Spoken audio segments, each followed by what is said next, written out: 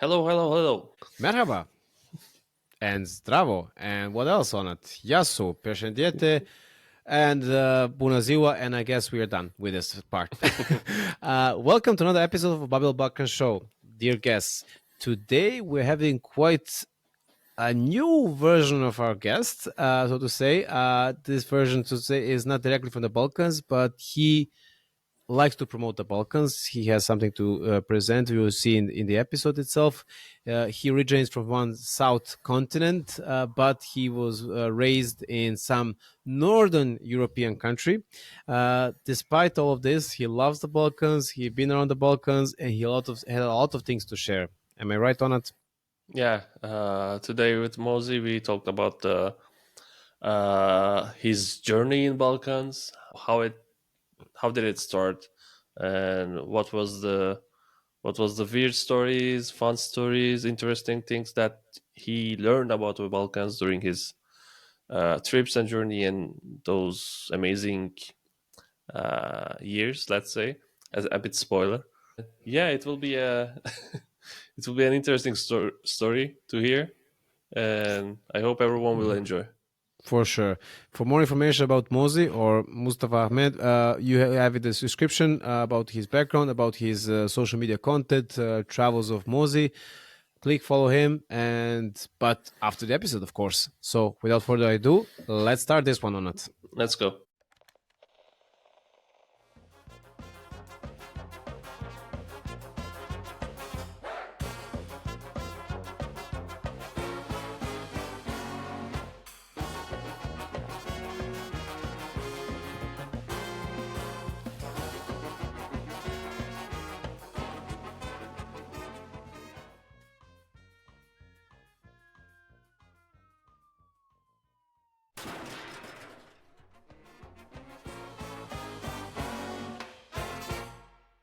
And here we are with our latest guest. Welcome, Mozzy, to Babylon Balkan Show.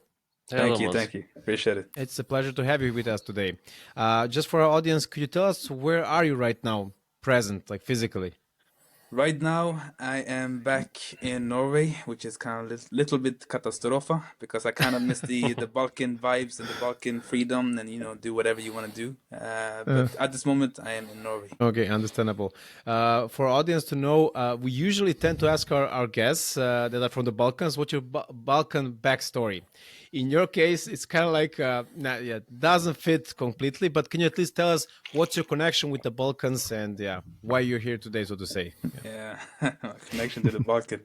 So it initially started with it was with me and my friend. We went to, there's a typical place that every Norwegian people decide to go, right? It's either Spain or it's Croatia, right? In that time of my period, I did not think of Croatia to be the Balkan. I never actually heard of the Balkan whatsoever. I just heard about Croatia, that's it. So I went to Croatia, right? I went to Split with my friends. We had a great time. And then we met this other dude, an African guy, who actually lived in Serbia. Okay. Right? And then, so we talked to him. He had so much to talk about in terms of Serbia being, amazing. Like, you think Croatia is that crazy? Imagine, come to Serbia, Belgrade, even crazier, nightlife wise. And I was thinking to myself, Serbia, are you serious, bro? Isn't it a bit racist over there, right? Because that was the mentality that I had back then. Yeah. You'd be surprised, yeah. And then I was like a little bit unsure, so I didn't really listen too much about it. My friend was like sold. He actually decided to go there solo, Okay. So he did, and he spent I think like 2 weeks, and he came back telling me like, bro, you gotta 2 go. weeks. Yeah, he had like crazy time. He kept extending his stay, so it was actually it started with only the weekend, but it just ended up being 2 weeks. So that was like kind of like the start of the story of how I got introduced to the Balkans. Okay. The question, like this African guy, was he a student in Serbia? Yeah. Yeah, that tends to be like that. I have also a few African guys that were students because of this contract between non-aligned countries from Africa with Serbia. It was the same case with Yugoslavia, then it is extended to Serbia, luckily. And all my friends, they say when they travel around Europe, the safest place they feel like is in Serbia, which I'm proud of. I was also shocked because of the mentality there. They just like they feel themselves foreign to Europe itself. And when some foreigner come like this and like, oh yeah, we like you. You're also athletic. We like sports. Like sports. Yeah, and life making fun. So there's some connection. I cannot explain even now today. Like it's good. It's positive one. Nevertheless, yeah. We also tend to ask our audience when they introduce like what's their backstory, connection to the Balkans, to know our audience, to know our guests a little better. So we have a few icebreakers, which we already did, but nevertheless we want to ask them. So Onat, if you may. Okay, so in this part of the show, I ask our guests. My question is, who is your most craziest relatives in your family? The most craziest in the relative in my family is me. Like, you should have seen the face on my mom when I told her, listen, I'm going to be spending my time in the Balkan. I'm moving to the Balkan. That's what I told her. I'm moving to the Balkan. She was like, you okay? So I'm the craziest in the family, for sure. Yeah.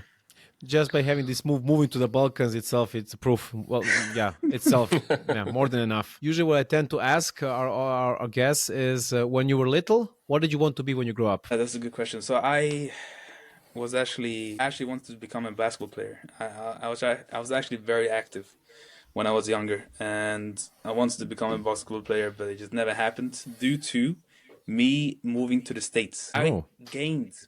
I gained so much weight. I went from 60 kilos. I was skinny back then, yeah? I went from 60 kilos to 110 kilos in 7 months. Wow, that's huge. And how tall are you? I'm thankfully, because of my heights, it wasn't really shown, but I gained weight. Wow. Yeah. It's also the case for me now. You moved to Germany, not the States, but close enough, from Turkey. But basketball player, but nevertheless, nowadays, do you have another wish? Are you satisfied that you not became basketball player? I mean, is it okay with you? Or like not I'm having okay any about it. I mean, I grudges? kind of miss the competitiveness, like having to win games and, compete for something. But I'm okay with, the choice. I ended up, instead of that, focusing on my career, right? So, studying and getting to where I am right now. Yeah. I actually never thought I would become famous in the Balkan either. Like, if you would have told me I would be living in the Balkan and become a social media guy, I would be like, bro, I don't believe you, right? And be invited to shows like this to And talk invited about to it. be That's, Babylon. you see, Yeah, you never know. life works in weird, mysterious ways. Yeah, for sure.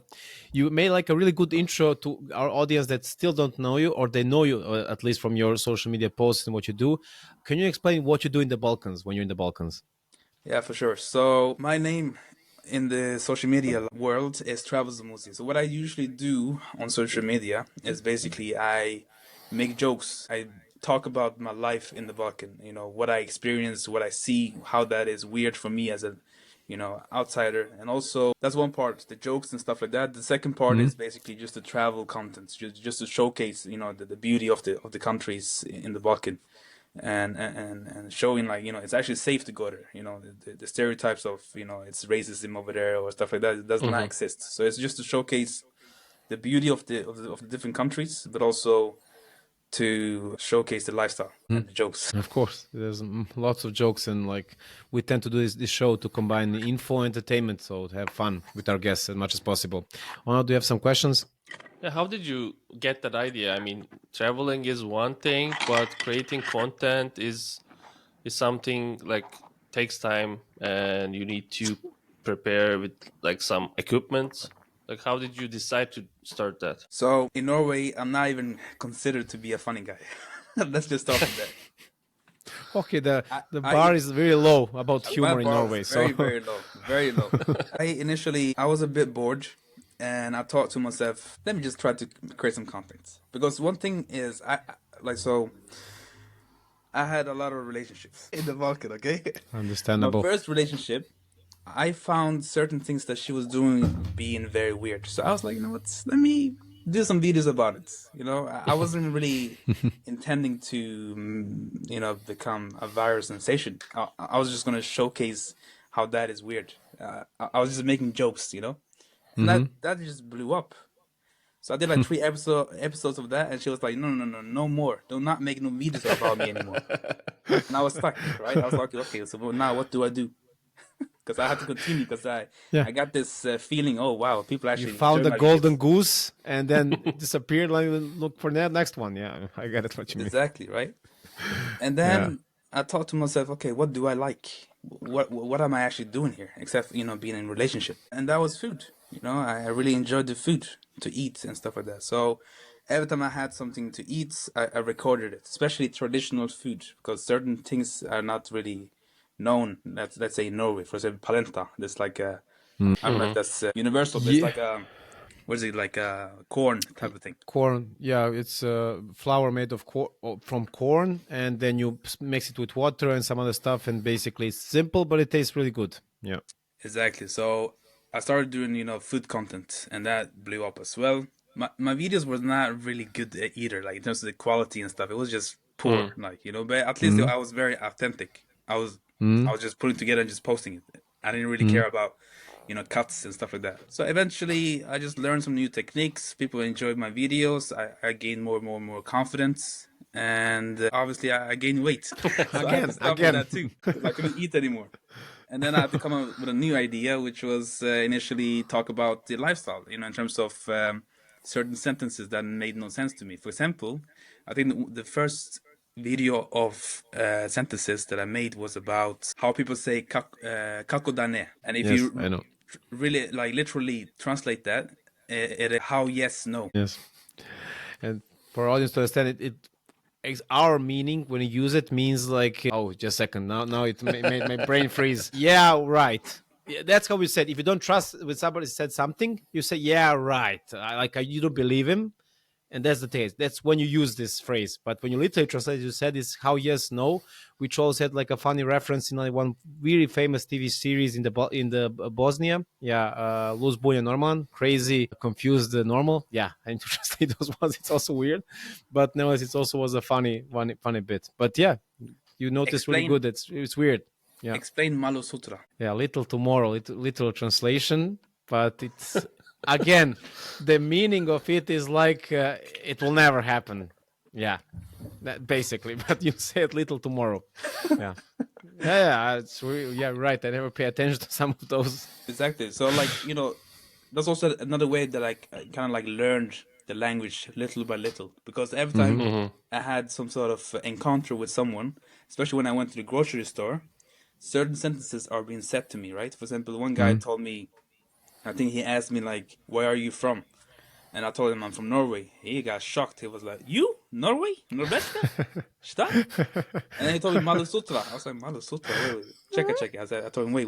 Let me translate this. I translated on Google Translate, which is the worst platform to translate, Yes. Balkan sentences. Yeah. Little tomorrow. I was like, why is he talking about tomorrow? What's going on here?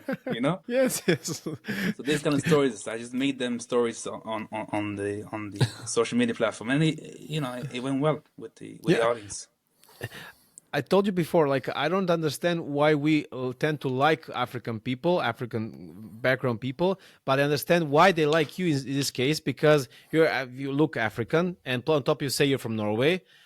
Then you say a few phrases that are local ones, and they're like, "This guy is amazing. Let's buy him a drink or something." So it usually goes like this. So yeah, Yeah. they get amazed by this. It's really unusual because we don't tend that somebody will like our culture so much, and then somebody comes quite unusual, visually unusual, and likes it, and like, oh, this is our guy. It doesn't take much to have like a friend here in the Balkans. Once you start doing the stuff, liking the food, complimenting the food, Yeah. yeah, that's the way Exactly. it Yeah. works. Yeah, They're so easy to manipulate. so easy. You Yeah. see, yeah, so easy. Yeah, Yeah, it is. Yeah, for sure. it's amazing.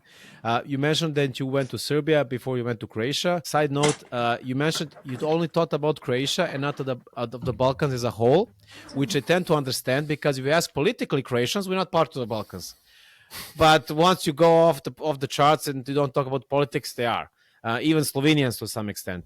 Nevertheless, I guess you visit all the countries, and for some reason, I noticed from your posts, you tend to like a lot Macedonia. Why is it so?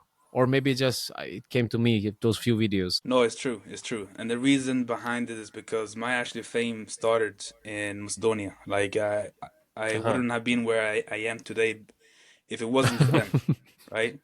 They started it. Okay. So I had this kind of like, I had to give it back to them.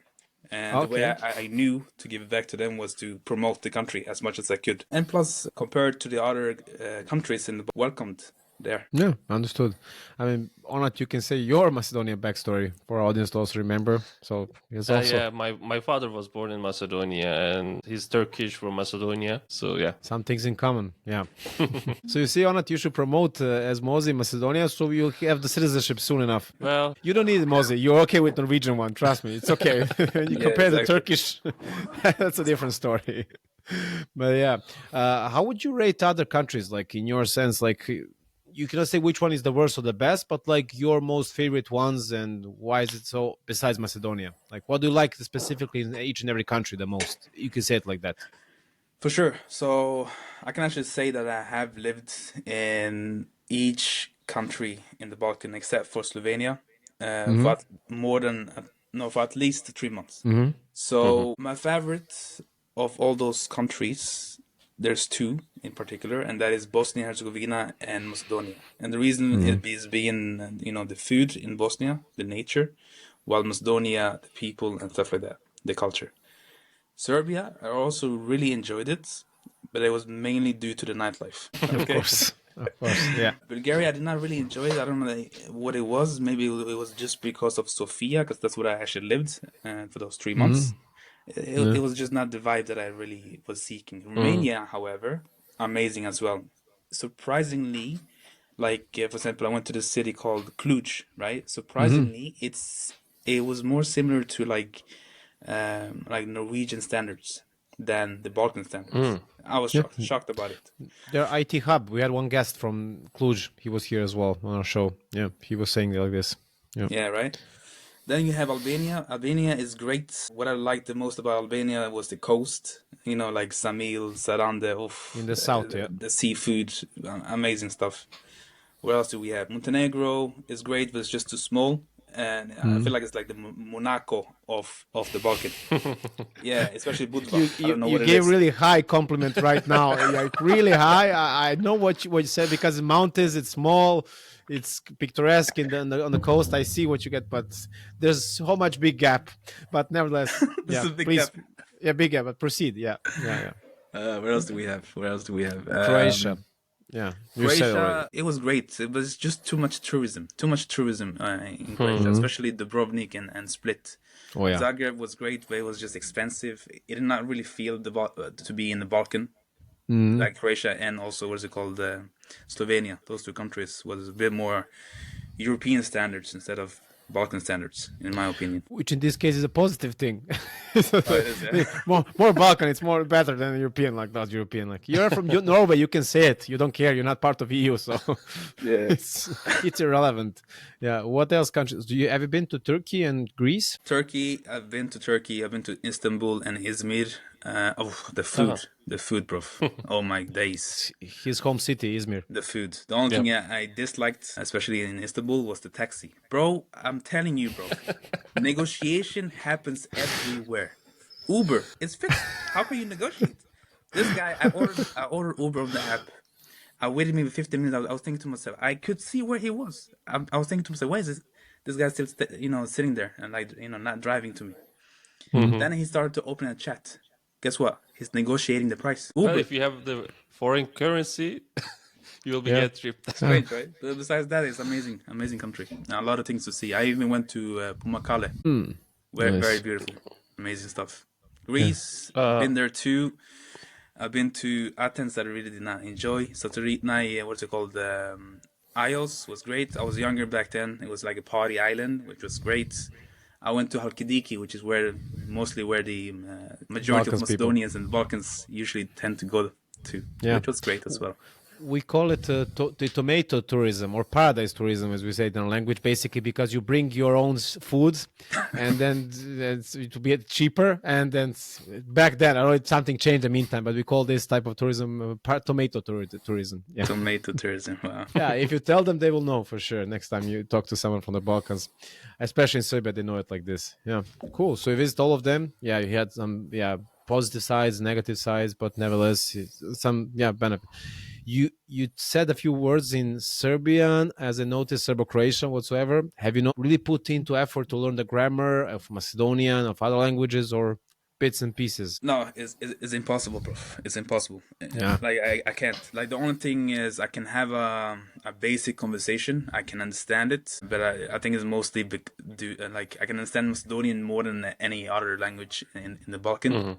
And so that maybe that's because I spend the most time over there. But it's just basic conversation, like kako si, oh, super, mnogo dobro. Ja sam super too. Too. Ja sam super. Yeah. Like very basic stuff, Jedan voda, Yeah, you see, it's perfect. You just see the intonation of the other guy. If it's negative, then you say, "Oh no, no, no," and if it's positive, then you like get super surprised. Yeah, and they like get super, convinced that you know it. Oh, perfect. Yeah. But I also do a lot of mistake. Like I like to learn by listening, and then also sometimes to try it out. I don't really think about the after effect. For example, I went to a restaurant one day, right? It was early in the morning. I just wanted to have some breakfast, right? So I asked this guy, "Imaš jajce?" I think that's what I said, yeah. And I meant to say, "Do you have eggs?" Man took it like I asked him, "Do you have balls?" Yeah. I immediately understood what you meant there.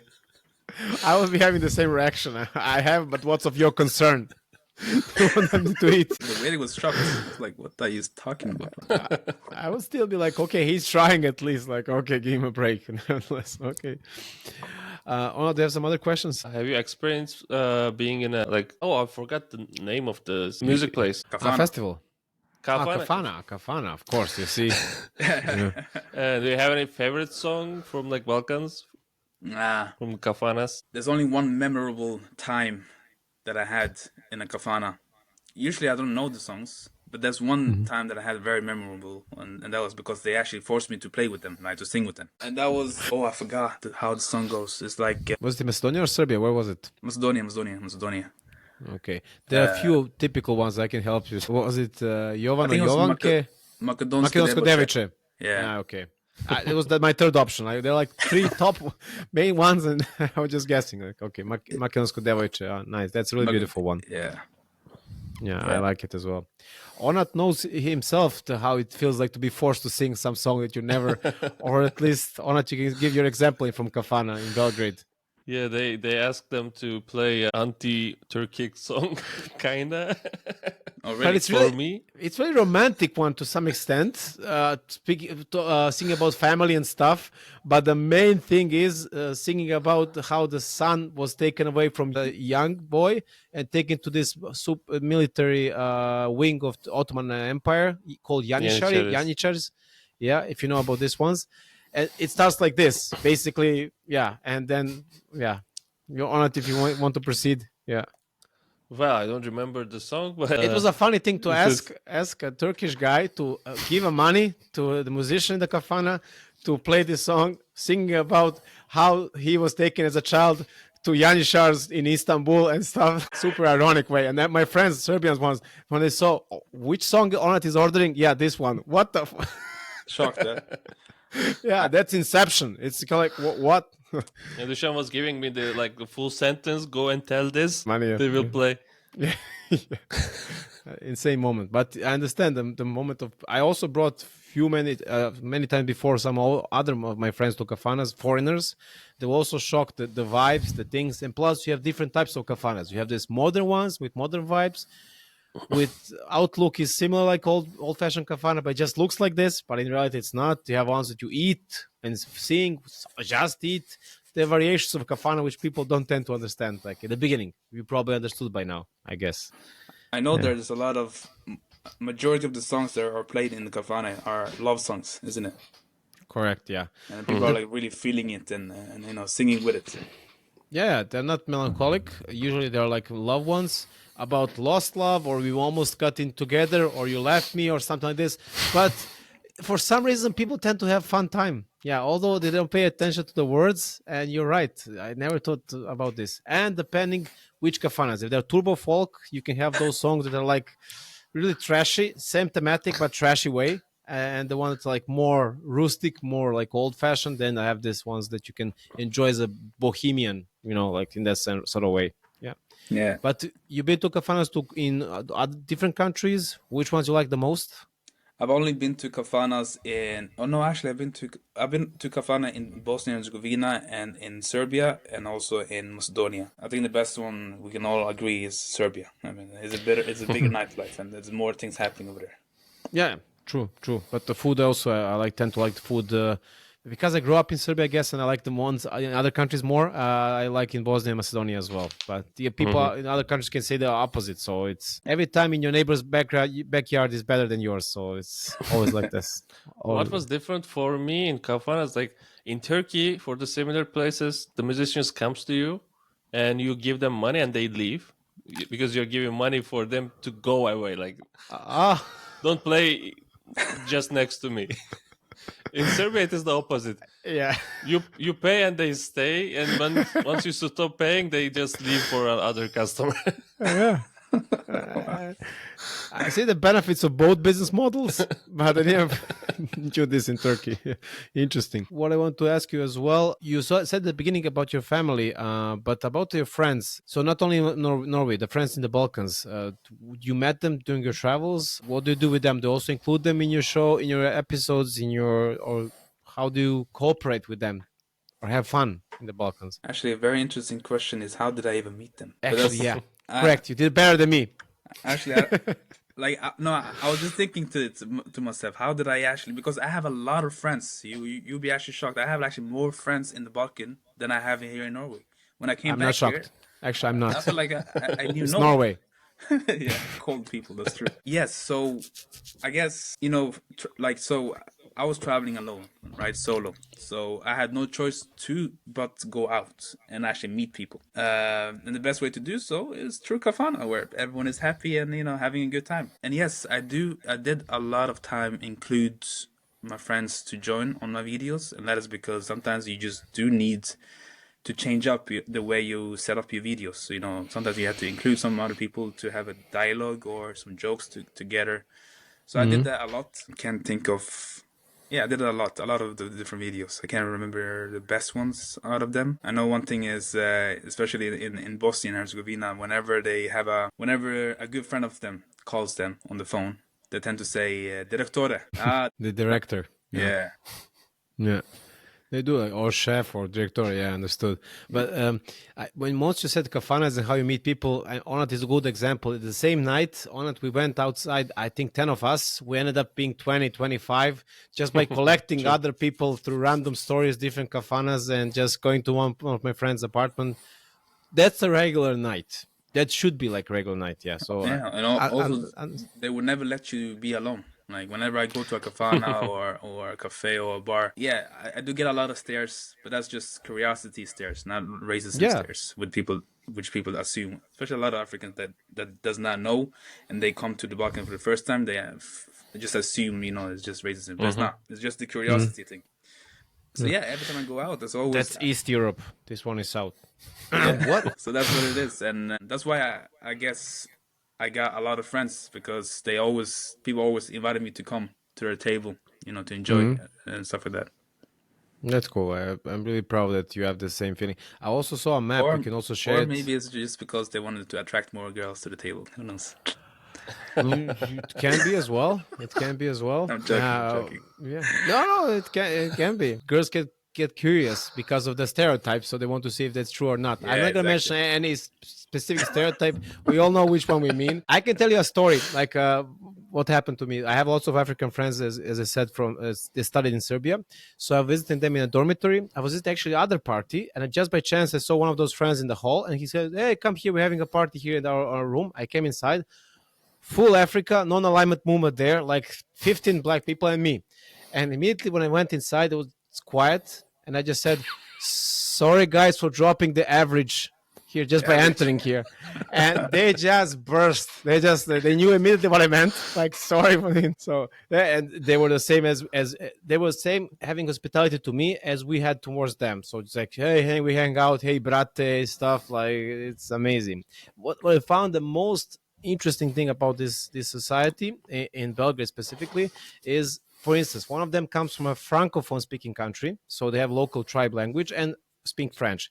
Other one comes from an Anglo-Saxon one that they speak local tribe and English, but their local tribes cannot be intangible with each other, and as well French and English. So they end up meeting each other in a bus. And what is the lingua franca? They use Serbian to communicate with each other, which for me was like mind-blowing moment. Like they tried, I heard, saw them trying parlez-vous français, no English, and then they just continued Serbian. Like Yeah. that was insane. I was really a fun moment. Yeah. Speaking about weird moments, and before speaking about some bad stuff, it's good to start with the bad and then turn to the good ones.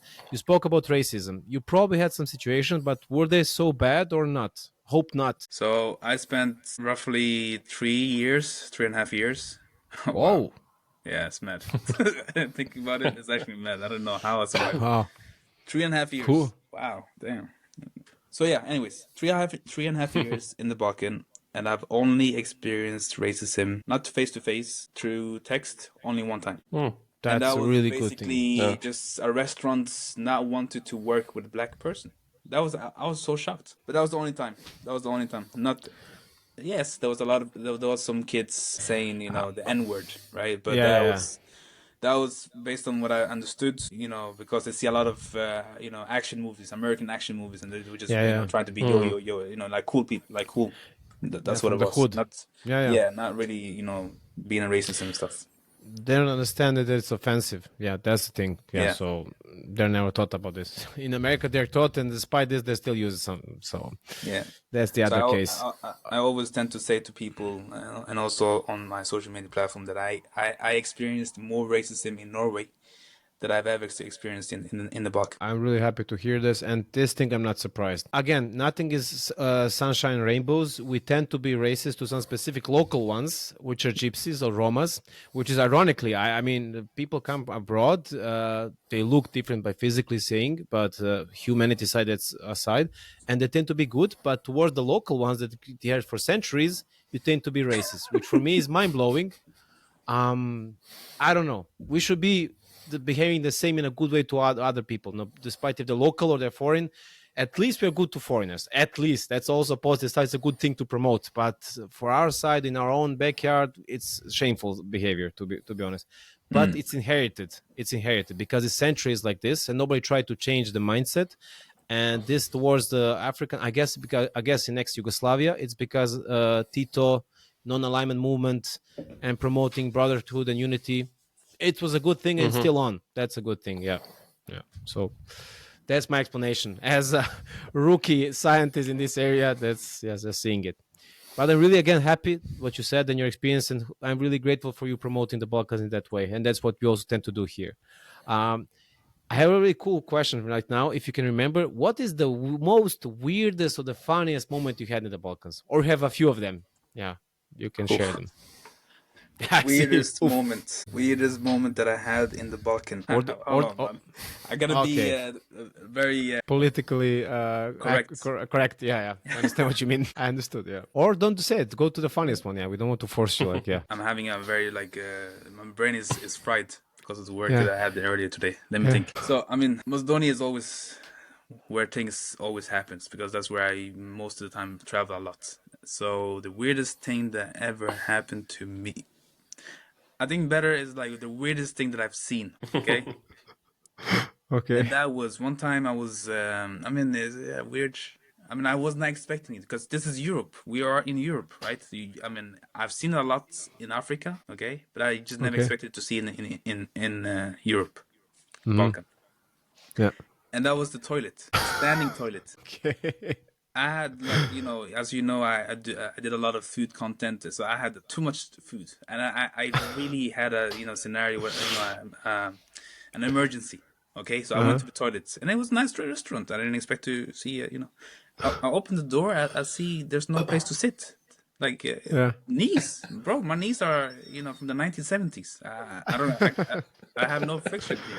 I can't stand there, like sit like that. As an ex-basketball player, yeah, understandable. Yeah. Yeah. So that was the weirdest thing. Or if I think of anything else, I'll mention it. But right now, I can't think of any. When you said like when you started with, I used to see this in Africa, but not expecting this in Europe. I was thinking like maybe the horse wheels, with people yelling, free aluminium. We were collecting, when gypsies go along and Oh collect this. man, that was so strange, bro. Okay. Yeah, So every morning, we especially unlocked Sundays. other chapter. Yeah, we did for sure. Especially Sundays. You just hear what's going this sound. This weird sound from the distance. It's coming closer, and the speaker is so messed up. You don't understand just some words. No. What's going on? Some buildings, how the walls are so thin, so you can actually hear whatever's happening on the neighbors. So one place that I used to live, I tend to not have my phone alarm on. And the reason is because there's this guy. He always wakes up at 7 a.m. or 8 a.m. or sometimes in the middle of the night, and I can hear him saying, really loud, bro. Yeah, spitting. Really loud. I can hear it, bro. Yeah. That's again typical one. Usually with the white under t-shirt and pulling up his Adidas sweatpants and spitting and let's start the day. Yeah. Or during the summer, where the dads or the uncles or the grandpa, whatever, they tend to have their t-shirt on the chest and the stomach is outside. Are they airing just the stomach? What's going on? The balcony outside. At the balcony outside. Or the grandma that's at the Balkan watching what's going on with the city and stuff. Yeah, it's the Balkan surveillance system. Yeah, we don't need high tech. we have this. Yeah, it's everything was going on. Who is going with who came out late last night? Everything is recorded somewhere and transmitted through other grandma's mouths and ears. So yeah. Everything is recorded. I've also been chased by dogs, prof. So much have happened. That I'm not surprised. That's a free support in Balkans. Helps you be in shape. Helps you be in shape. Yeah. Yeah, bro. The only reason I survived that was because there was a guy outside drinking rakia, and he saved me, prof. That guy saved me. He was actually staring at me like, what is going on with this guy? Then he stood up and said, why is a black guy running around my neighborhood and chased by dogs? What's going on here? I took too much of this rakia? Yeah. What's this shit I'm drinking? I'm hallucinating. Yeah. I can imagine from his point of view. But I was shocked in Turkey, for instance. It's not the case. I mean, you see a bunch of dogs. That's my impression now as a traveler through Turkey on it. In Istanbul and Izmir, you see lots of dogs, but they're not chasing you. Because why? Because they're fed. They give them food a lot. And it's also happening, but not that much. They usually kill the cats. It's mostly happening during the night because probably they don't feel safe. But during the day, it's not the case. It's hot. They're fed. They don't feel like doing it. By the Balkans, they don't get fed. And but also stores in Turkey, they leave food outside for cats and dogs, which is nice, which is not the case in the rest of the Balkans. That's again my theory. Yeah. Debunk it, comment. Yeah. So I have an episode, but it's not weird, it's not crazy, but I was very, very shocked and I was very scared for a moment. Okay. And I was dating this girl for a couple of months, bro. Okay. And one day she invited me over to the family's house to eat. And one thing, there's a rule apparently, if the grandma makes food, you have to eat because she keeps feeding you. And I loved it, amazing. But sometimes I got full. I can't remember the exact word, but just remind me or fix the word. Where was it? Just to know. Serbia. Where? Serbia, okay. And the dad kept calling the daughter Sina, I think it was, so Dina. Yeah. Sina. Yeah. Right? So what is Sina? Sina is son, no? Son, yes, son. I was shocked. I thought to myself, that's it. I'm dating a trans. There's no going back, bro. What did I get myself into? She really did a good work. I would never notice. Yeah. She covered it well. Oh my days. That was the especially if she's the only child or he only has female children. Especially goes like this. He tends to subsidize his lacking of a real son by saying to his daughter's Sine, son. Yeah, that's psychology. I cannot explain the other different ways. I don't know how. Yeah. It's also shocking. Yeah. Here's another one actually. Now it's flowing back. That has a name in psychology. It's called denial phase. Denial phase. Yeah. Makes sense.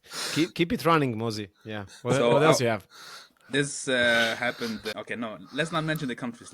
It happened because if I keep mentioning countries, maybe people will actually know who I'm talking about. So this happened. Okay. Let's guess. Yeah, let's audience guess. Yeah. Yeah, let the And- audience guess. So I was dating this girl. This was my first time meeting her. So we chatted on Instagram and we decided to go on a date. Okay.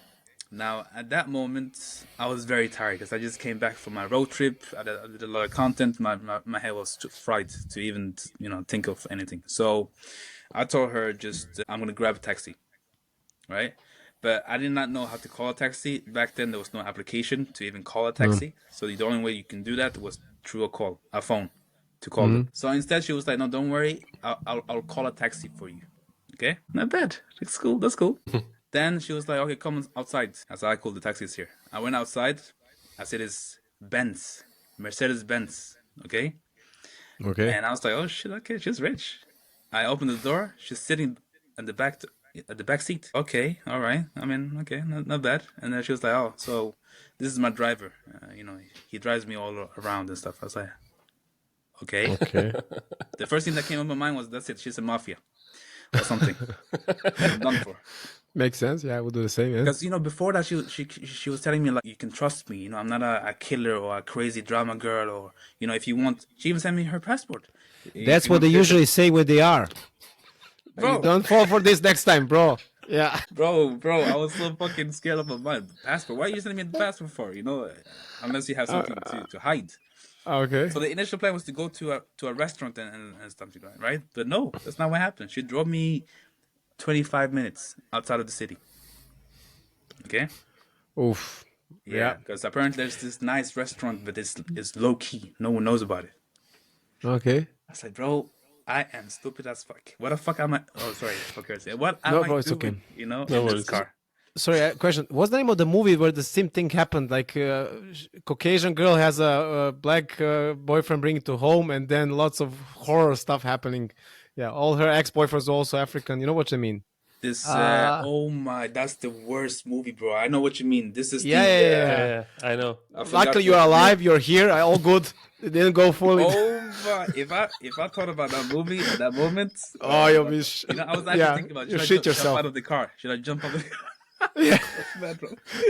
Eventually, she drove me to this forest. There's like a cabin restaurant, so it was an actual restaurant. Thank God. And I actually, what I did was I put my live location just in case, so people know where to. Usually girls do this, but in this case, it was useful. So then she told me later, she her ex is like a powerful man, and that's why she has all these things, bro. To protect her from her ex, basically. Wow.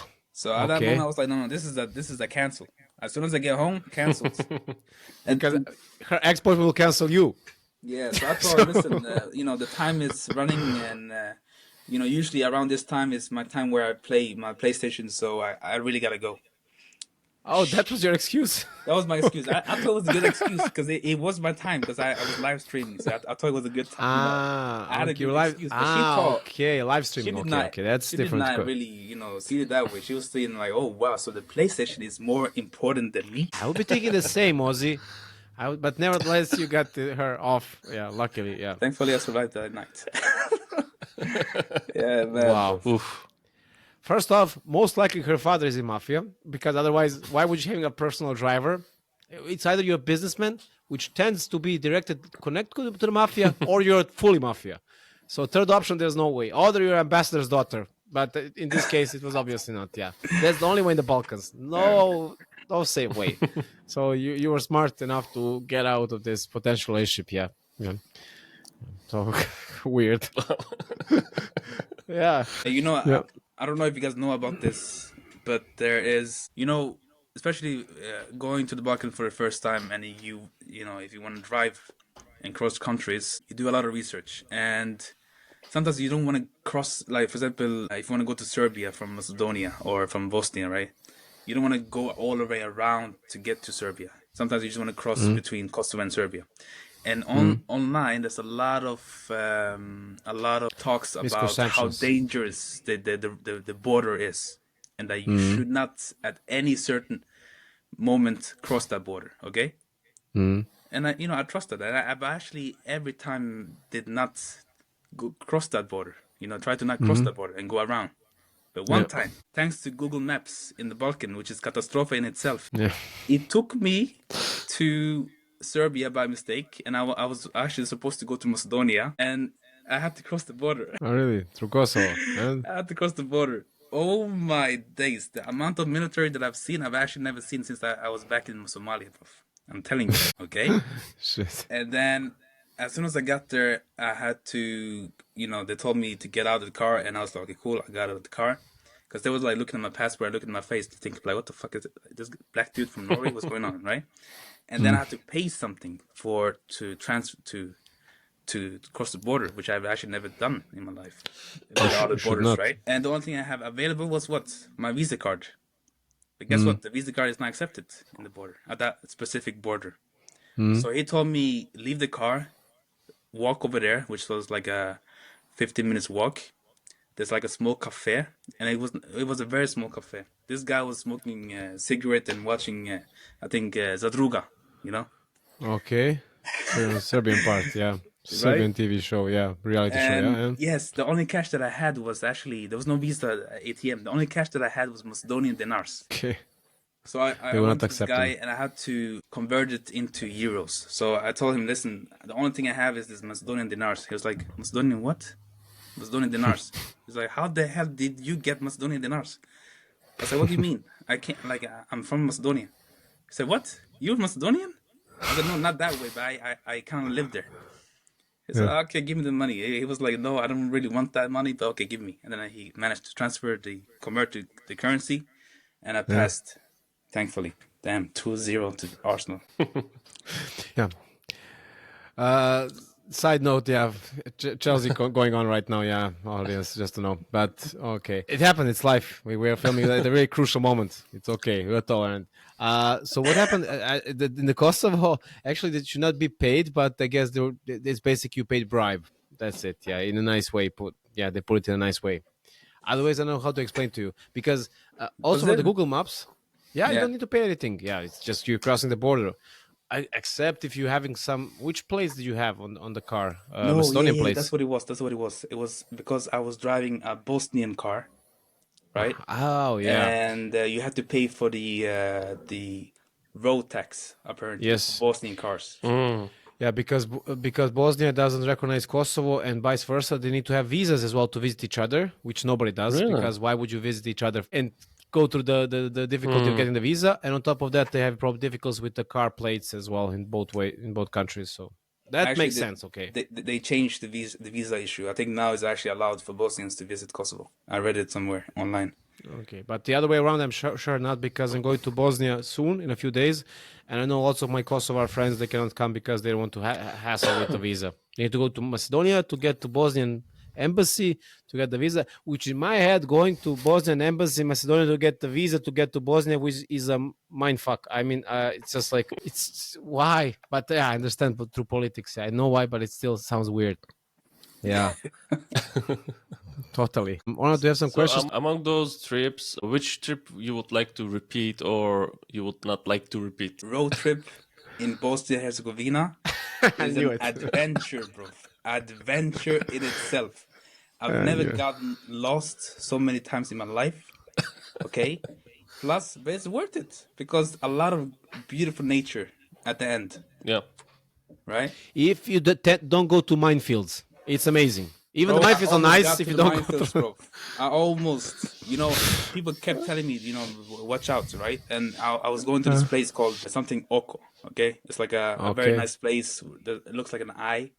Mm-hmm. And it's like a river. Okay. There's no way for you to drive there, okay? So it takes you to very weird roads, and then you have to walk because there's no road. So I started walking. I went to the forest. In the middle of it, it came to my mind, bro, what the fuck are you doing?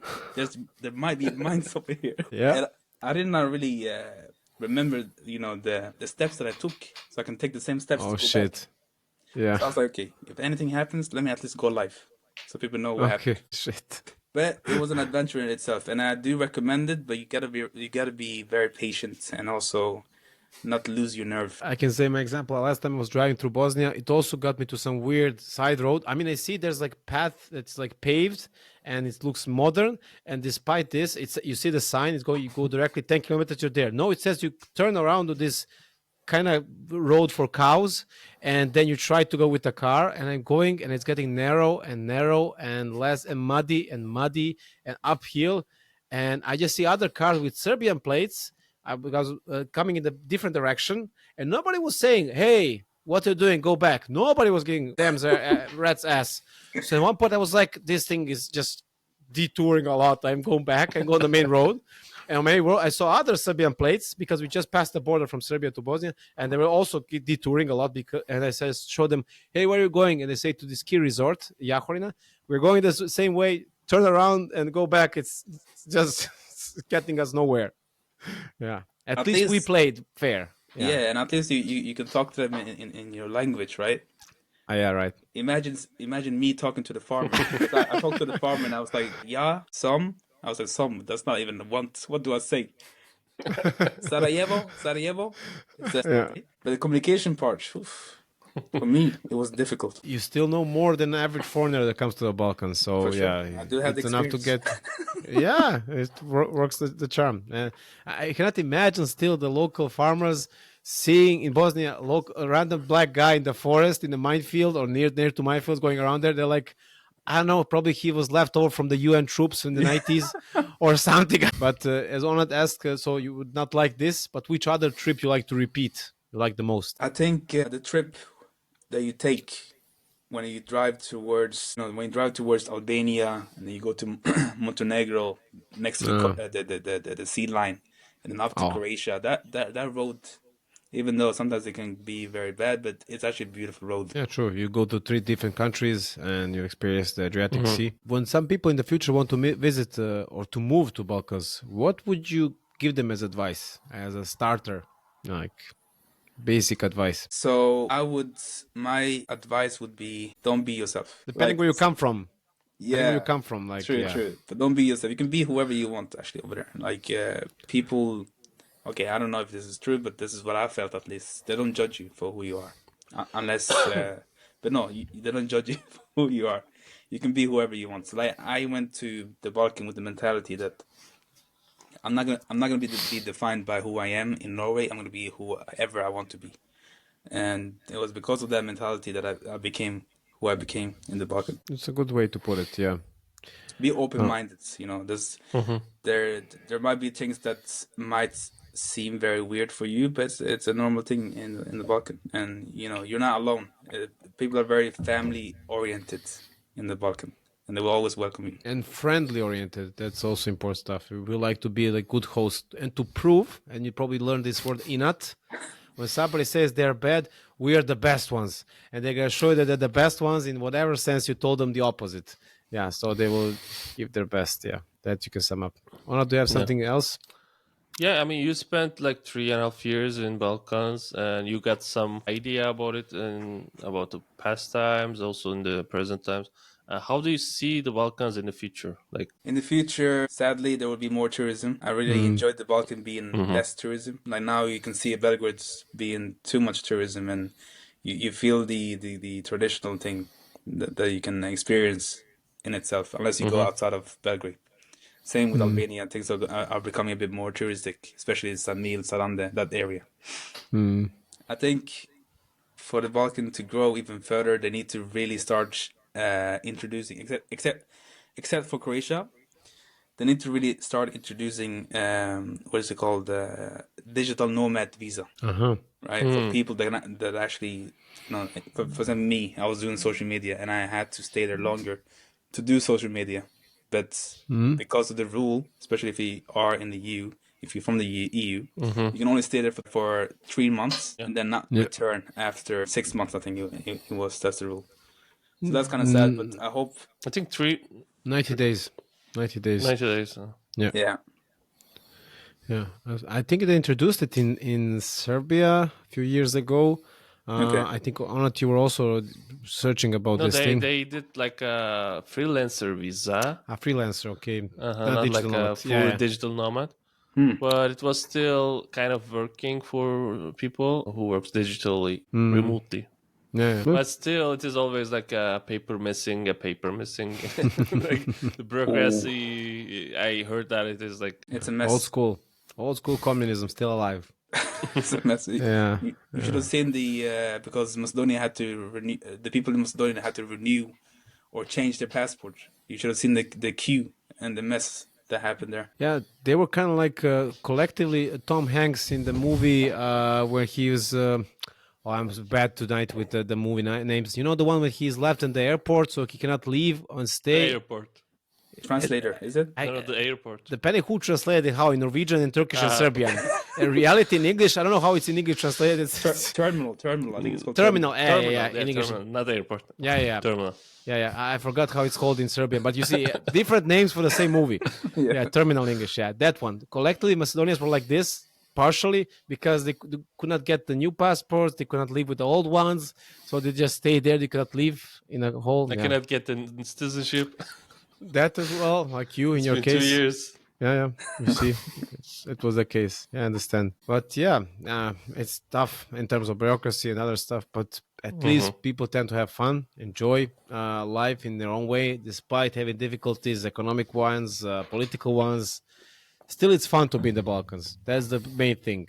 I never ask me what's about the Balkans. It's fun. It's tough when you don't have money. When you have the money, you just enjoy, and that's it. Yeah. And also, people tend to find enjoyment even when they don't have money. I learned something about, people with only 300 euros in the bank account every month, and still they're living like, they're rich. They're rich inside. So, yeah, you're right.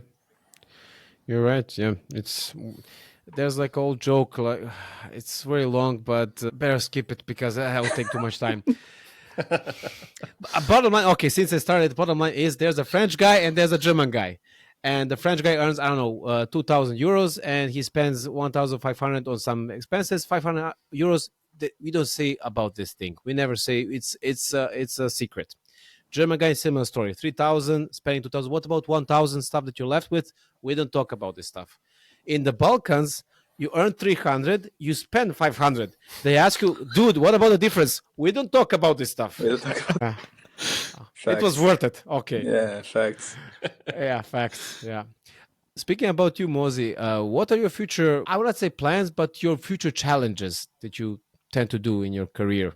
Yeah. Well, so right now, I feel like I wanted to close my chapter of social media person, but I'm having a very hard time to do so because I really enjoyed it and it was a very good moment in my life. Those 3 years was amazing and I want to keep doing it, but it's not very easy to do that, especially when you're not in the Balkan, because my content is about the Balkan. So right now, my challenge is actually to find a way to still do what I do with social media and also keep doing this reality work. Right? Yeah, I understand. So right now, my next step in my life is to start creating like a podcast, talk about the Balkan, showcase, exactly what it is and how it was my past life, my past experience, but also, what it could be. And I'm also planning to visit now. My summer times will always be the Balkan because it's the best time to go to the Balkan. Actually, it's during the summertime. So that will also happen. Yeah, cool. Good luck, dear colleague. Wish you all the best. We also can promote you, and in the end, I don't see this as a competition, just enriching and sharing the Balkan good vibes and culture and knowledge and whatever. Definitely for your perspective. It's always a good thing. Yeah. Good luck. Yeah. Onat, something else from your side? No, I mean it was a really amazing episode for me. It was really fun. Thank you for joining and sparing time for us. Yeah, I'm glad to meet and have this episode with you. Yeah, it was really fun time. I also enjoy your content. We both enjoy your content online. Wish you lots of luck with your next projects, and we believe in you that you do good. And have fun in the Balkans with your friends and make more friends and make more Balkan content and make our region proud. For sure. Thank you.